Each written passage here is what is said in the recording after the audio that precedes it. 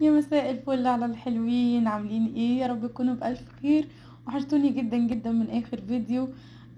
قبل ما نبتدي الفيديو بس ما تنسوش تعملوا لايك للفيديو، واللي لسه مشتركش في القناه معانا ينزل دلوقتي يشترك في القناه. اهلا وسهلا باي حد موجود معانا في القناه، وكل الناس اللي داخله جديد اهلا وسهلا بيكم. انا مبسوطه بجد بيكم جدا، مبسوطه ان عددنا بيزيد.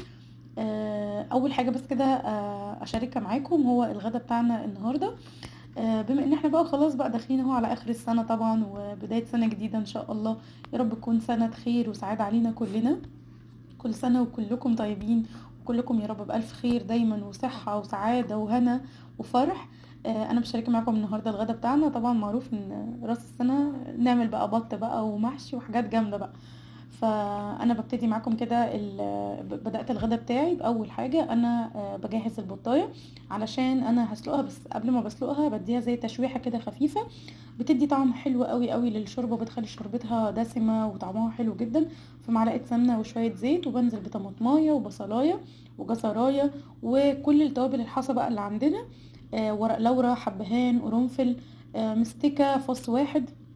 كل الحاجات اللي انت حابه ان انت تحطيها حصى ممكن تحطيها في الوقت ده.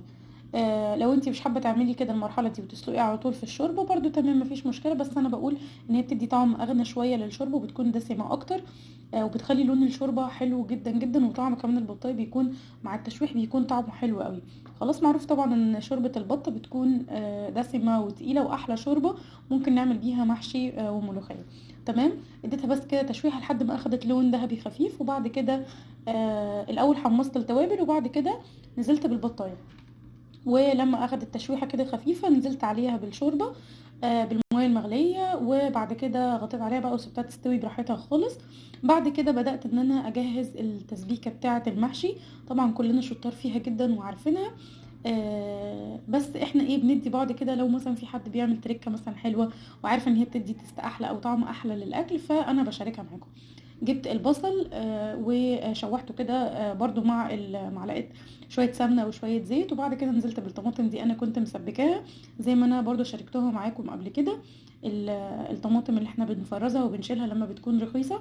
وبعد كده لما بدات تفك كده هي وساحت خلاص، ضفت عليها التوابل. هي مش محتاجه بقى اسيبها تتسبك ولا حاجه، لان هي اصلا يعني اوريدي متسبكه. نزلت بملح وفلفل وكمون وكزبره وشويه طبعا من السكر علشان الطماطم. وبعد كده اخدت شويه من الصلصه دي بعد ما اتسبكت شلتهم على جنب علشان هقول لكم هعمل بيها ايه. تمام. بعد كده نزلت بكميه الرز بتاعتي اللي انا هحشي بيها المحشي. انا النهارده هعمل ورق عنب وهعمل محشي مشكل.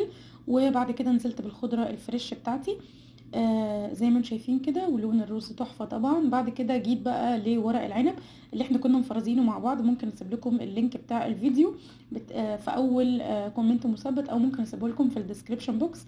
نزلت كده بلفه من الورق العنب اللي كنا مفرزينه او لفتين، وبعد كده في ميه مغليه فيها شويه زيت صغيرين، وفيها نص معلقه كمون صغيره. وبعد كده هو بس ما فيش يعني دقيقه على الوش ده ودقيقه على الوش ده، بس كده. وكده ورق العنب تمام. خدتكم كده جوله معايا بسيطه في الشقه، كانت الشقه متروقه وكانت نظيفه وكانت زي الفل. وخلاص كده كنت بجهز الغدا بتاعي. تمام. بصوا انا بوريكم الشمس اهي تحفه. وفرشت بقى على السفرة كده زي كيس بلاستيك اللي هو استعمال مرة واحدة، وحطيت بقى الحلل بتاعتي، وقعدت بقى ايه اعمل بقى المحشي الجميل بتاعي زي ما انتم شايفين كده.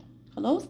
انا النهاردة عاملة محشي فلفل وبتنجان وكوسة وورق عنب. تمام. مع البطاية مفيش طبعا احلى من كده.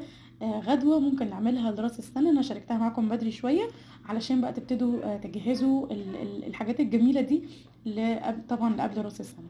خلاص. بس زي ما انتم شايفين طبعا الموضوع سهل بسيط. لو الدنيا عندك متروقة والدنيا عندك نظيفة مش متبهدلة، على طول على طول كده تقومي تجهزي الغدا بتاعك ومش هياخد منك اي وقت خالص. تمام.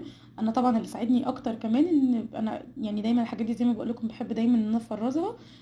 ورق العنب بفرزه مثلا اكيد هيجي عليه وقت وهحتاجه، بطلع بقى اسحب بقى من الفريزر كده على طول وعلى ميه السلق كاني بالظبط يعني لسه جايباه فريش من السوق. تمام. والطماطم برضو نفس الكلام، دي لا غنى عنها في اي بيت نهائي. انا بالنسبه لي الطماطم دي يعني زي ايدي ورجلي كده بالظبط في المطبخ. الموضوع ما اقدرش استغنى عنه ابدا، موضوع الطماطم ده بالذات. فكل ما بتخلص عندي طبعا بضطر ان انا اجيب، وهي دلوقتي يعني الحمد لله سعرها برضو كويس في السوق. اللي هي الطماطم بتاعه السلطه تقريبا الكيلو ب5، والطماطم اللي هي بتاعه الصلصه اللي هي الطريه شويه بتكون ب3.5. انا هنا خلصت المحشي المشكل، وكمان هنا لفيت شويه من ورق العنب. انا بس بوريكم ان بصوا المحشي مفيش فيه ولا رزايه خارجه من صباع ورق العنب، بس بالشكل اللي انتوا شايفينه ده. عملت تقريبا نص الكميه، وبعد كده هشارك معاكم انا بلف ازاي ورق العنب. زي ما انتوا شايفين بفرد كده. انا بحب دايما لما احشي ورق العنب بفرده قدامي. في ناس عادي بتحشي على ايديها، بس انا بحب الطريقه دي اكتر. بفرد ورق العنب قدامي وبحط عليه شويه من الرز. تمام. وبعد كده بلف، وبعد كده بتني الجنبين زي ما انتم شايفين. هو يعني اسهل حاجه طريقه الشرح قدامكم بالفيديو دي اللي هتفهمكم اكتر حاجه. بعد كده بتني الجنبين عليها وبلف، وبشيل اي رز زياده بيكون موجود على ورقه العنب علشان ما يعجنش وهو بيستوي.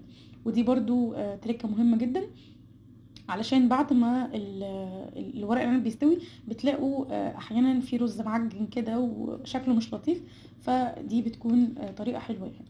بس كده انا هنا يعتبر انا خلصت يعني حله ورق العنب على طول، ما خدتش مني وقت خالص. زي ما قلت لكم لو بداتوا يومكم كده من بدري وقمتم بقى كده جهزتوا حاجاتكم، او مثلا طلعتوها من بدري. عايزه اقول لكم على معلومه مهمه. ورق العنب انا مش بطلعه واسيبه يفك كتير، يعني انا بطلعه من الفريزر زي ما بقول لكم، انا بفرزه وبطلعه بسيبه بس كده مثلا ربع ساعه او حاجه، وبعد كده بروح على طول حطاه في ميه السلق. هنا خلصت ورقه حله ورق العنب زي ما انتم شايفين، ورصيتها بالشكل ده. ودي بقى الشوربه بتاعه البط اللي انا كنت عاملاها، شايفين لونها تحفه. حطيت عليها معلقه من الصلصه اللي انا كنت مسبكاها وشايلاها في الاول زي ما قلت لكم دي هنشيلها على جنب عشان هقول لكم هعمل بيها ايه. حطيت عليها معلقه كبيره، وحطيت معلقه كبيره من دبس الرمان، بيدي مزازه حلوه جدا جدا مع ورق العنب. وكمان حطيت فصوص من الثوم سليمه، دي الفصوص دي كانت عندي في الفريزر. وحطيت طبق، بس المهم ان يكون الطبق تقيل شويه، طبق ازاز او طبق اللي هو ده اللي انا حطيته طبق اركو بايركس. انا حطيته كده يكون تقيل، يعني ما يكونش طبق بلاستيك خفيف علشان يكبس ورق العنب، علشان لما يجي يغلي ما نلاقيش الورق بتاعنا فكك كده من بعضه. المهم ان الشوربه بتاعتي تكون واصله قبل اخر صباع بشويه، ما تكونش مغطيه المحشي كله، تمام، علشان برضو ما يعجنش مني. خلاص. وحطيت كده وهزيت الحله يمين وشمال عشان اتاكد ان هو وصل لحد اخر صباع عندي تحت في الحله، تمام. وبعد كده رحت مغطيه عليه ورفعته على النار، طبعا على درجه حراره اعلى درجه حراره نار عندنا. وبعد كده اول ما ابتدي يغلي ويبتدي يتشرب شويه بروح مهديه عليه خالص النار واسيبه يستوي براحته. نفس الكلام برضو في المحشي المشكل. طبعا المحشي المشكل انا بحط طبعا كميه اقل كتير، لان انا عارفه ان الخضار دايما بينزل الميه بتاعته. خلاص. بعد كده ده ورق العنب اهو زي ما انتم شايفين اهو، رفعت من عليه بعد طبعا ما كان اتشرب خلاص. بصوا اهو مش فك ولا فيه رزايه حتى خرجت من الصوابع ولا اي حاجه خالص. دي البطايه الجميله بتاعتنا هي بعد ما اتسلقت وخلصنا خلاص. هعمل لها بقى كفر كده يتحط عليها على الوش، يعني طعمه يا جماعه بجد رهيب، لازم تجربوه. حطيت عندي الاكياس بتاعت الكاتشب دي اللي هي بتيجي دايما مع الوجبات اللي بنجيبها من بره. حطيت كيسين من الكاتشب او معلقه كاتشب كبيره، وحطيت عليها معلقه صلصه كبيره، معلقه عسل كبيره، وحطيت ملح وفلفل. بس كده. يعني دي احلى تتبيله ممكن تعمليها، او احلى كفر ممكن تعمليه لاي حاجه طيور عندك ممكن تدخليها الفرن عشان تاخد وش، تمام. هنا حطيت كمان الصلصه وقلبت بقى الكفر ده كويس جدا جدا. كمان حطيت شويه زيت صغيرين علشان برضو يدي لمعه عشان كمان يدي لمعه للبطه، تمام. قلبت كل ده كويس طبعا، وبفرشه بقى هبتدي ان انا ادهن وش البطه وكمان ظهرها. بس انا بدهن الوش الاول وبعد كده بدخلها الفرن تاخد يعني تاخد اللون، وبعد كده بطلعها وبدهن ظهرها، ونفس الموضوع بكرره تاني. بس كده بدخلها وما بتقعدش بالظبط 5 دقايق وبتطلع بالجمال اللي انتوا شايفينه ده. شكلها وطعمها وريحتها حلوه جدا جدا. جربوا بس موضوع ان انتوا تشوحوها الاول في النار، هيفرق معاكم جدا جدا. ده شكل الاطباق بتاعتي، وعملت كمان شويه ملوخيه فريش جنبيهم. شكلها وطعمها برضو وريحتها جايبه اخر الدنيا. بجد انا ببقى سعيده جدا من كومنتاتكم. بس اهم حاجه ما تنسوش ان انتوا تكتبوا لي تحت ايه رايكم في الغدوه دي، وما تنسوش تعملوا لايك للفيديو، واشوفكم ان شاء الله في فيديو جديد. وكل سنه وانتم كلكم بالف خير، انا دايما بعيد عليكم بدري اهو. كل سنه وانتم طيبين، واشوفكم ان شاء الله في فيديو جديد. مع الف سلامه.